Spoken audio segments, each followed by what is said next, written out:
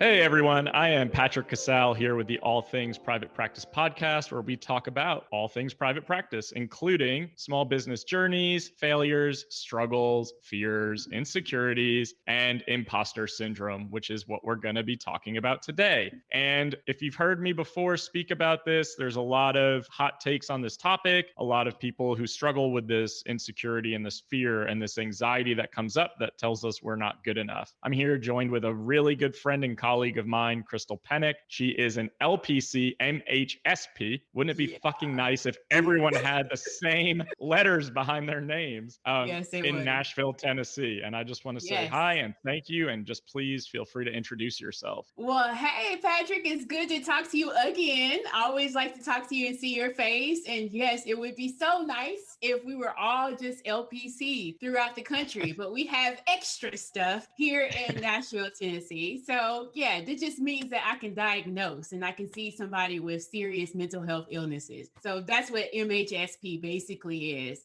So yeah, I am, again, Christal Pennic, or as you guys might know, if you listen to hashtag Get Naked Therapist, I am the creator and host of that podcast. And basically, I've been in social services for over 16 years and clinically based. Well, I've had my license for about 1.5 years.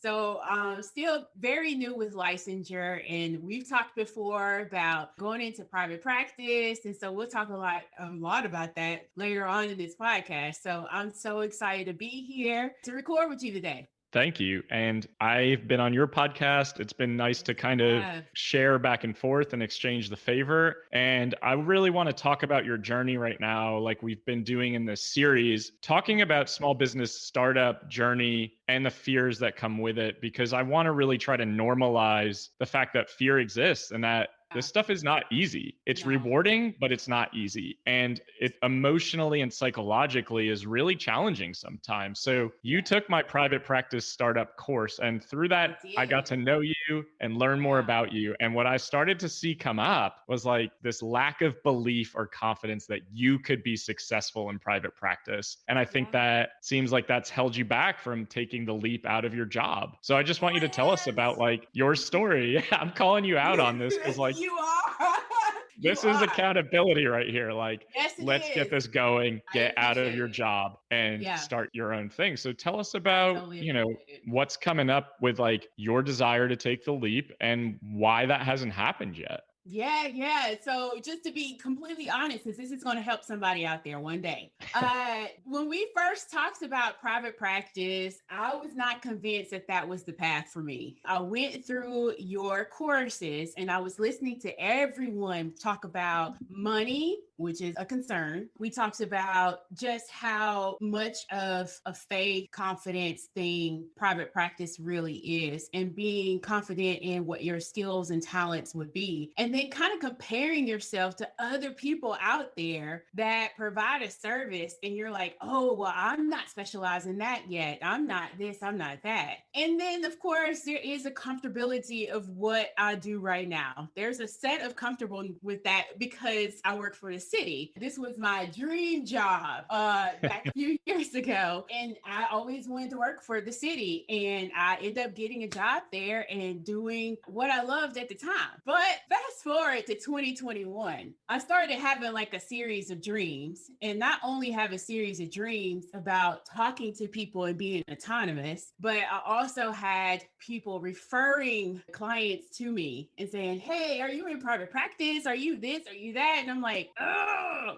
no. So people are referring to you when you don't even have a practice open. Nothing open, not even a hint of anything.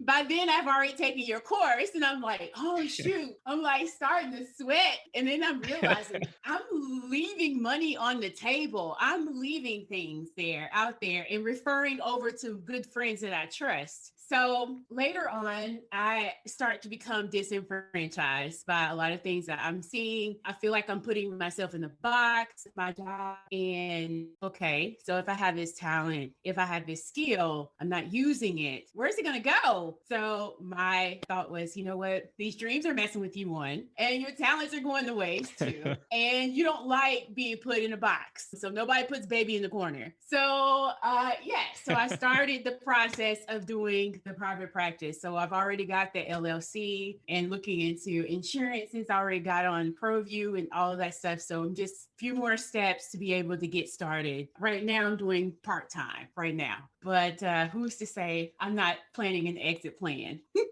Sounds So like you started planning an exit plan, like, maybe not too long ago and started putting the wheels in motion. Yeah, you're right. You're so right. Yeah, yeah. So there's still fear there, some type of fear, but not as much as it was last year this time. It's like, just move forward, make progress. You know what you can do, and you can always have help with the people that you have contacted with and networked with. So yeah, I have Patrick.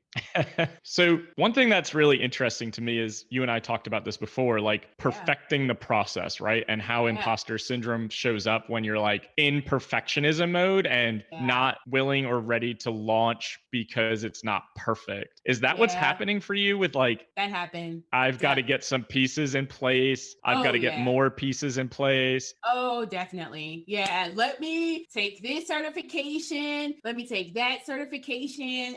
Of course, you need to know more. You always learn, you always grow and things like that. But that does not mean that it should stagnate your process to getting to where you want to be. And that's where it was. It was like, oh, I got to do this. I got to do it. And I was just kind of like overwhelming myself by all the things I felt like I had to do in order to be ready. So yes, that was my trauma right there. And that can never be enough, right? Like we can never be quote unquote completely prepared and ready for what this is going to look like when you step away from secure, consistent sources of income and employment. And it's really fucking scary to think about like the unknown, and I don't know how to run a business, and will people call me, and am I competent enough as a clinician, and all the things that start going through our heads. So tell us about how imposter syndrome is showing up for you, because you have a wonderful personality. You're obviously like very good at connecting with people. And I just want to know what is standing in your way at this point in time. You know, when you work in community mental health, you are told sometimes that you're not good enough, or there's an energy around you that you're not good enough because this doesn't look the way I want it to look, or the company wants this to look this way. So then you have some type of trauma. I know with charts, I have trauma with charts. Somebody say, hey, let me see your charts. And I'm like frustrated and frazzled because of a job I had 10 years ago. And that's 10 years ago of trauma. So it started around that, and just being put in a box.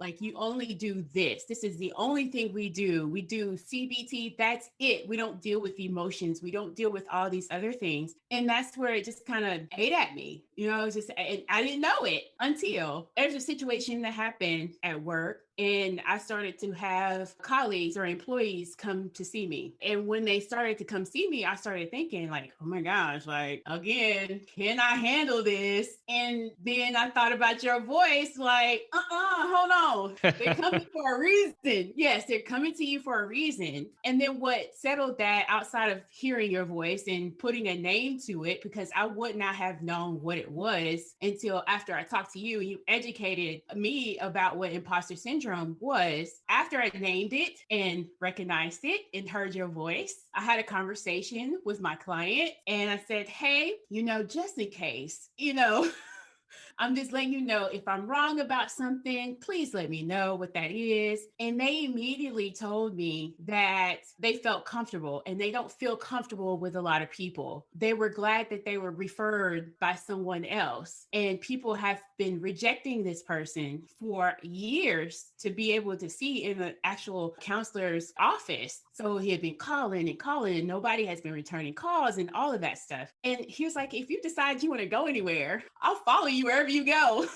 So that was like within the first 30 minutes. I wasn't done with intake yet. So what happened though, as soon as that person tells you, I will go wherever you want to go? What comes up for you?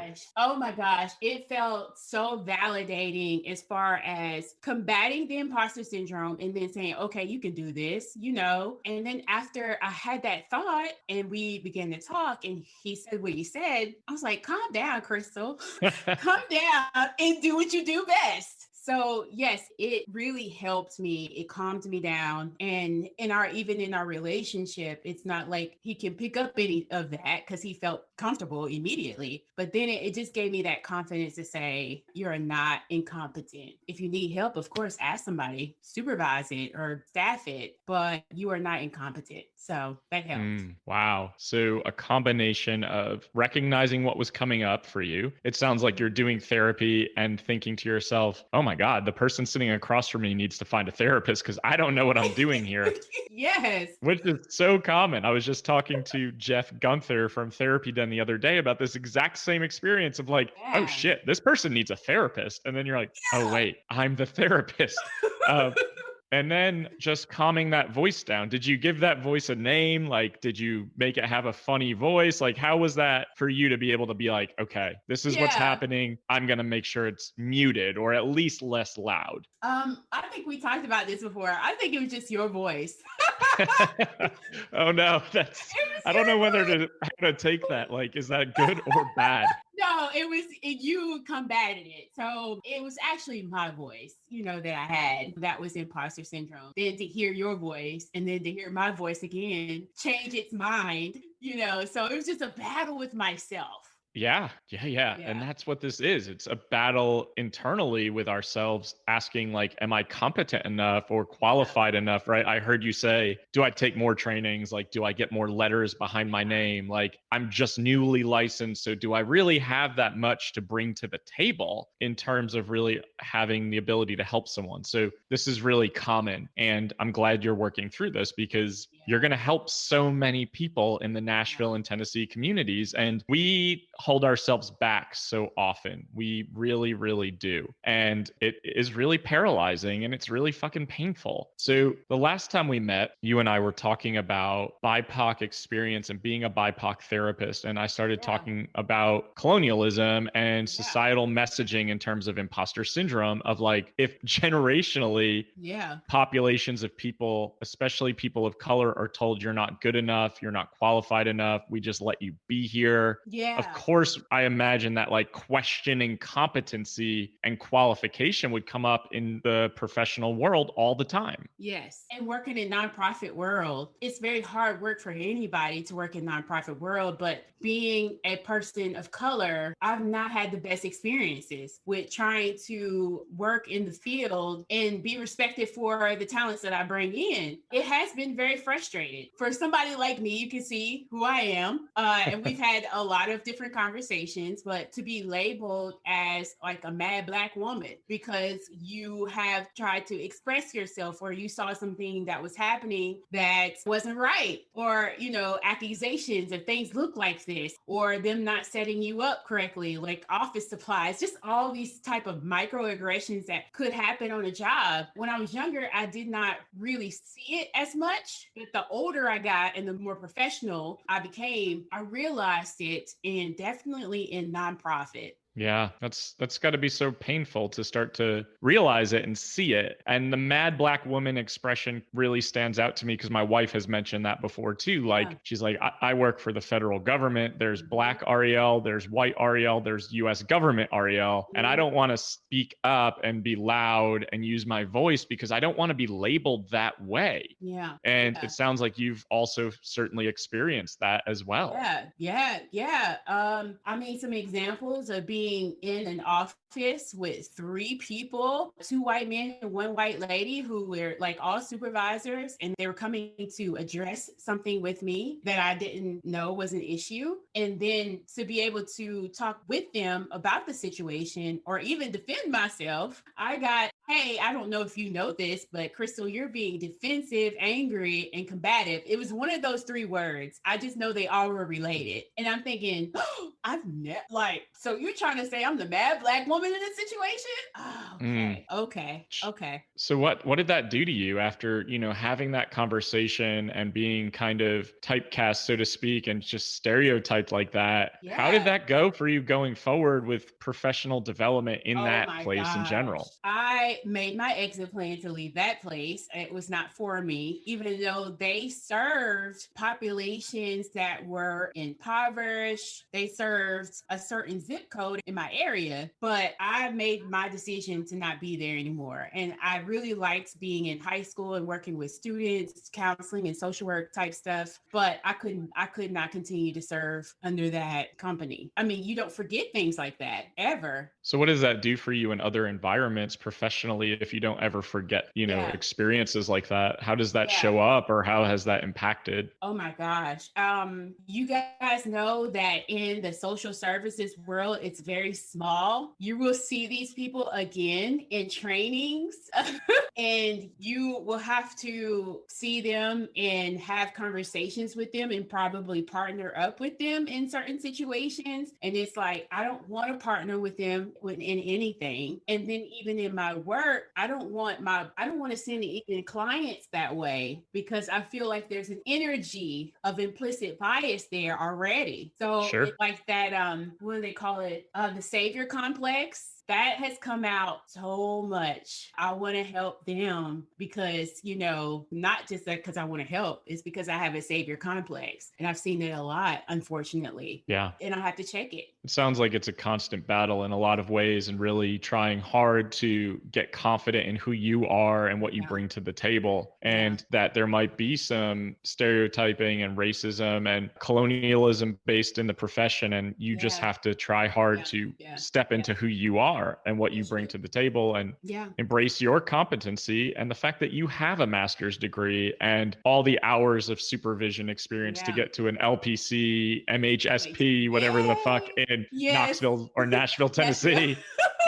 So you've worked really hard for that. You've worked really hard to get those degrees and those licenses. And it sounds like that imposter syndrome still rears its head at times when you're growing or stepping into something bigger and professionally. It does. And we, growing up, the best thing to do is go ahead and get a job, and then to work for the city, that's like huge. And then they have really good insurance. You've never had this much insurance in your life. So it's like, oh, do you hold on to that? Is that your comfort? Is that your pillow at night? Same time, it's taking pieces of your talent away from you. So, well, you're so right. I think that those types of jobs feel really secure, but not really fulfilling. Yeah. And once you start to realize there's more out there, then we start to think about what's next. How can we make an exit plan? But then there's the fear of, what if it doesn't work? What if it's not successful? Yeah. What if I leave this secure, consistent career behind? And it sounds like you're having a lot of those thoughts in these moments when you're thinking about leaving. Yeah. It's a shocker because, again, this was my dream. And at one point or the other, I was having fun with what I was doing. I'm glad that the situations have happened the past year to where it makes me not as comfortable anymore. And I was like, you know what? I just thank the situation for making me uncomfortable, because there's a reason why. And then to get other referrals from people kind of like left and right. And it's like, get it in gear. Okay. Something is telling you like now or never, like, let's make this happen. Make it happen. As a clinician, we talked about how it is around for how I do my work. But when I have minority clients, my work can look different than with other clients. And it just has to be appreciated. It just has to be known that there's certain ways that I see a Black kid. I feel like Black kids are my kids. I don't have any children, but I feel like every Black child is my child. Like, I birthed them. So I am very responsible for the information that I give them. Sure. So if I'm training or doing a counseling session, I'm very much responsible as if I was like their parent. But at the same time, I'm their therapist. So that's I'm not sure if everybody else is that way or what, but I just feel like every kid, well, I say every kid really is my kid, but definitely when it's a Black kid. Yeah, I think that has to make a lot of sense. And we need to do a much better job of taking culture and cultural consideration into perspective in the mental health world and community, because so often we hear the term unethical being thrown around, or like we need to practice an evidence-based practice and et cetera, et cetera. But all of that stuff is rooted in Western civilization, colonialism, racism, and white supremacy. It's like we did studies on these populations of people, so therefore it's evidence-based treatment. And that isn't fucking true across the board. Like we can't treat everybody the same. We cannot. That just hit a nerve. Yes, that's so right. Because, I mean, you have people who are so academic, but they go straight from structure and everything. And not everybody deals with structure. There's other ways around how to provide a service without always being so structured. CBT is fine. I don't have any problems with CBT, but it doesn't always speak to everybody. So you just have to be flexible. Yeah, being flexible is a good point. And you're right. It doesn't speak to everybody. Hell, I hate it. I mean, I've done it and I'm like, yeah, this is not for me. And that's okay because it is for other people, right? So like you and I have talked about stepping into being an authentic practitioner and therapist and truly embracing the way you view healing work and bringing yourself into the equation with your personality, your style, the way you speak, really embracing that because I think authenticity and personality and not being a robot who just shakes their head up and down. It creates instantaneous rapport and feelings of safety and security. Yes, indeed. And I'm more emotional focused. I want to know how you're feeling. I want to know what your body is feeling. Those are type questions that I want to ask. And there's times where, my sessions last a little bit longer. But I'm sure with insurance, you can only go so far. But there's just different things that I do that sometimes I don't have permission to do working for the city. I think we have to think outside the box and recognize that there's not a one size fits all approach and that it's okay to be yourself. And clients actually prefer it. You've talked a lot on your podcast and in your story about things that you've experienced in your life. And I don't want to, bring that all up right now, but I imagine when you speak with your clients about your stories and your traumas and your experiences, it probably creates more connection. Oh, definitely. I've created my niche being more grief and loss. Before this year, grief and loss used to exhaust me, but now it's more exciting and more of my passion to be able to speak to people about grief and loss and be able to sit with people in this journey. So definitely it has helped so much, especially in the season that we're in COVID season. It's so much loss. It's so much grief. So it's never ending. And grief and loss are subjects that need to be talked about. I just got off a podcast episode with Jill Johnson Young, and, we're talking about grief and loss. It's a part of life. Yes. And I think that naming the fact that we've experienced grief and loss or any sort of struggle really allows clients to feel normal and validated and just safe. Like, okay, you get it. I can talk to you about this without feeling ashamed or without feeling like I have to hide how I'm feeling. Yeah. Oh, yeah, definitely. And it brings about healing for our clients or for my clients. Indeed, that you have gone through some very heavy, hard stuff before. Of course, it's sprinkled in. I put in a little self stuff in there, sprinkled in to be appropriate. But then they realize the reason why I'm telling it, and the reason why I'm expressing that to them. It has helped, definitely. Yeah, that's well said. We sprinkle it in. It's not like, because I already anticipate the ethics police out there that may listen to these episodes of like, oh my God, you're just sharing your story over and over with your clients. And it's like, no, let's share what's appropriate to help a client recognize that there is a light at the end of the tunnel and that it doesn't always have to feel this way, but we get it and we're here with you and we're experiencing this and we're holding space because we have done the work with the issues that we have had. Yeah. It is amazing. It is amazing work for not only for us as clinicians, but to see it work for our clients. Totally. I agree. Yeah. So just circling back, you have a part-time practice. You're thinking about full-time. I want you to just tell the audience and like what you're going to do to ensure that you are going to do this so that you can share more of Christal with the world, with your clients, so that when your colleagues are saying, hey, Christal, I've got 7 referrals for you. You're not like, oh shit, I actually don't have openings until 2023. Right. Oh my gosh. And then it's funny because I do have another coworker who calls me and she'll say, where are you at with your business? And I'm like, I did this today. Okay, I'll call you back and see where you are. And I'm like, thank you. My accountability. I have a few people who are putting me up there. Yes. So I forgot your question.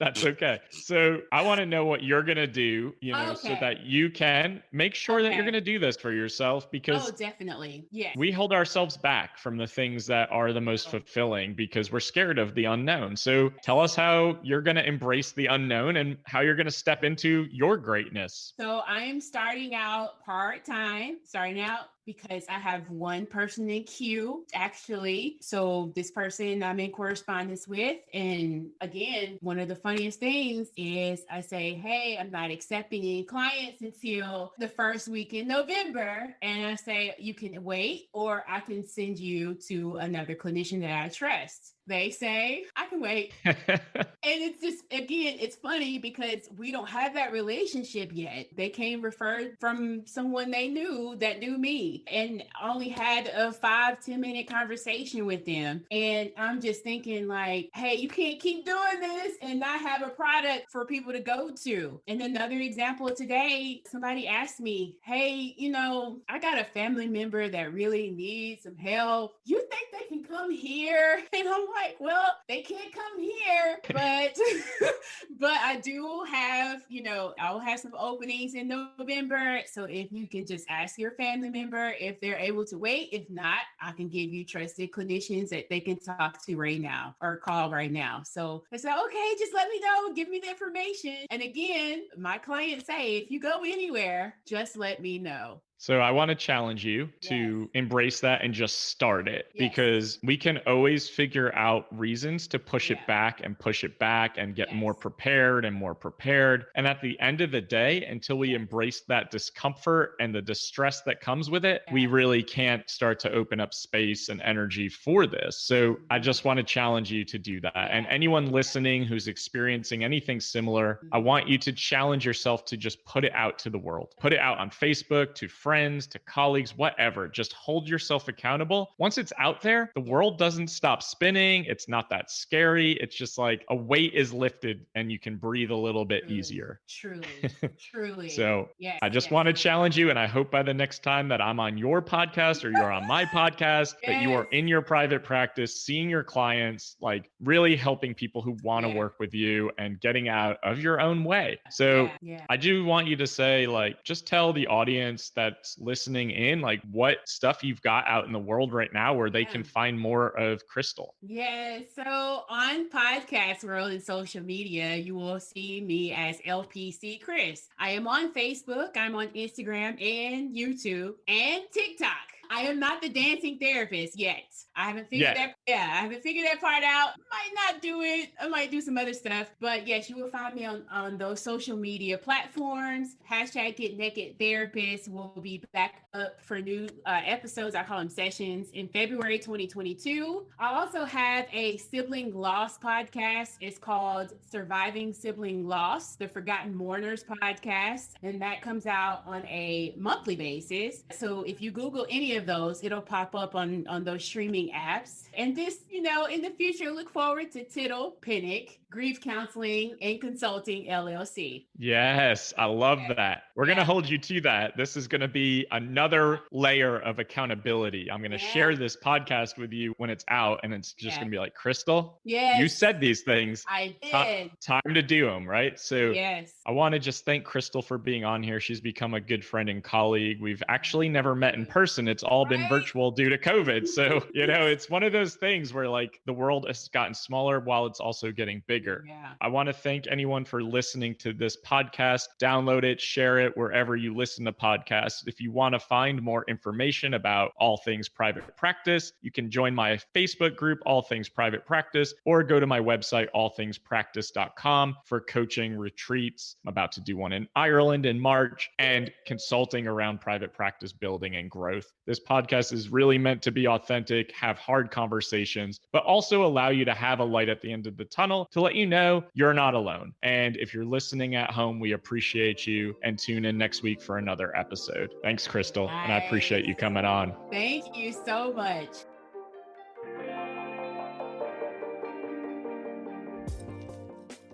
This podcast is heard along the Marketing Podcast Network. For more great marketing podcasts, visit marketingpodcasts.net.